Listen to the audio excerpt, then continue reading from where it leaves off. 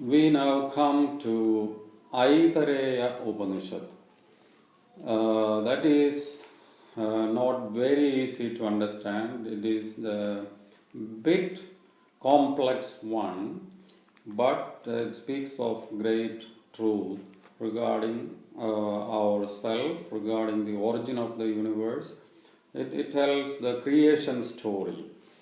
So there is striking parallels between the stories in the Bible and also in some of the other Puranas and in the Aitareya Upanishad.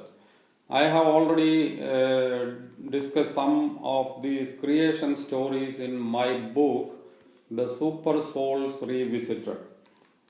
This is the book, and I'll read about the creation story in Brahma Purana.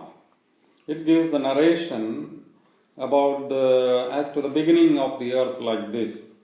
In the beginning there was only water, and the Brahman slept on this water. There emerged an Anda in the water, and Brahman was born inside the golden egg. As he created himself, he is known as Swayambhu. He hibernated in the egg for a whole year and then split the egg into two, the earth and the heaven. Brahma later gave birth to a man and a woman from his own body, and all people on earth are their descendants. In Varaha Purana, there is another story which is more scientific, but it is already stated in my book and I am not going to read that. Let us come to the creation story in Aitareya Upanishad. Chapter 1, verse 1. It speaks of the creation of Virat, the universe, Prakriti. In the beginning, this is the first verse. In the beginning, all this worldly was Atman only, one and without a second. He bethought himself, let me now create the world. And Genesis chapter 1, verse 1 starts like this. In the beginning, God created the heaven and the earth. Just like that. Verse 2 here. He created these worlds. Amba, the world of water-bearing clouds. Marichi, the world of solar rays, that is sun. Mara, the world of mortals. Ap, the world of waters. So Amba, that is the part above the heaven. Heaven is its support. Mariji is the space, inner space. Mara is the earth. Ap is what is underneath. So, verse 3. He bethought himself. Here are the worlds now. Let me now create world guardians.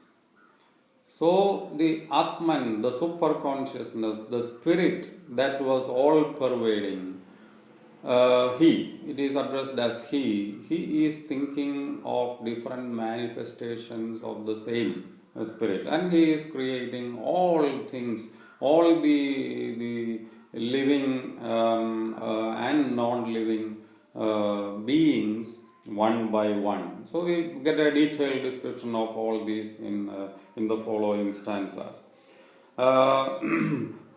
Verse 3, he bethought himself, here are the worlds now, let me now create world guardians. So right from the waters, he drew forth the person in the form of a lump and gave him a shape. Then we get a detailed description about the mouth, the nostrils, the eyes, ears, etc. Different shapes. And then we come to chapter 2. Chapter 2 speaks about the cosmic powers in the human body. And chapter 3 speaks of the Supreme Self in detail. Then we go to part 2 of Aitareya Upanishad. There is only one chapter there, but it speaks of the three births of the self. Three births of the self. One, that is the condition in the shape of the seed or the fetus. Two, the condition when he is born. Three, when departing from this world to be born again. The condition when the soul is departing from this world to be born again. This is here that we find the concept of being born again, which is very dear to Christians, the born again concept. So you are going to be born again. And the word born again, maybe it has different connotations in different contexts, in different religious contexts, but there is the concept of being born again. That is the third condition of the birth. Okay. Then we now come to the last part, that is part 3. There is only one chapter. It speaks of the real nature of the self of our soul, the self or the soul. So, who is whom we worship? It answers this question. He is Brahman, he is Indra, he is Prajapati. I have already stated this. We address God in different names. So they have all names to denote the oversoul, the super consciousness, or the all pervading force. He is all these gods. He is the 5 elements. So there is nothing which is not this or that thou art. Tat Tvam Asi. He is the Panjabhutas. We have already seen that, the 5 elements. He is pure consciousness. The soul as knowledge is that foundation of the whole world. So the soul is the foundation of the whole world.